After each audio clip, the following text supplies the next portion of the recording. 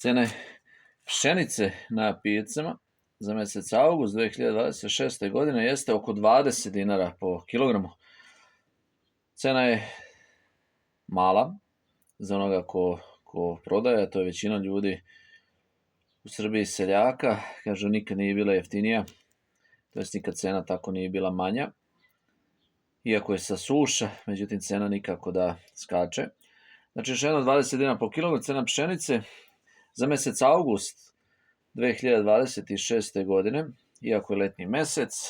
Vidjet ćemo da li će na jesen nešto da skoči. Naravno, cena ponovo zavisi od mesta, količine, ali pijace gde se pšenica kupuje.